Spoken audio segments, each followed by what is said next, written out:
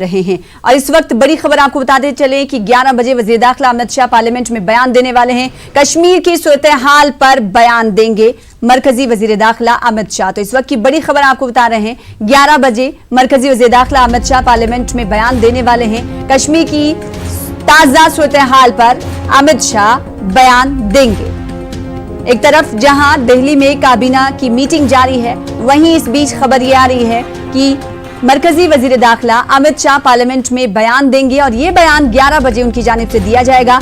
कश्मीर की सूरत हाल पर मरकजी वजीर दाखिला अमित शाह बयान देंगे। अब देखना यह होगा कि मरकजी वजीर दाखिला अमित शाह कश्मीर की सूरत हाल पर पार्लियामेंट में क्या बयान देते हैं। वहीं अपोजिशन पार्टियों की अगर बात करें तो अपोजिशन पार्टियों की जानिब से कहा जा रहा है कि इस मसले को जोरों शोर से पार्लियामेंट में उठाया जाएगा। वहीं बात अगर मेन स्ट्रीम पार्टी की कर ले, रियासत जम्मू कश्मीर की पीडीपी की जानिब से लगातार कहा जा रहा है कि वो स्याह पट्टी बांधकर आज अपनी आवाज उठाएंगे राज्यसभा में। इस बीच बड़ी खबर ये आ रही है कि मरकजी वजीर दाखिला अमित शाह पार्लियामेंट में बयान देंगे। कश्मीर की सूरत हाल पर बयान देने वाले हैं अमित शाह।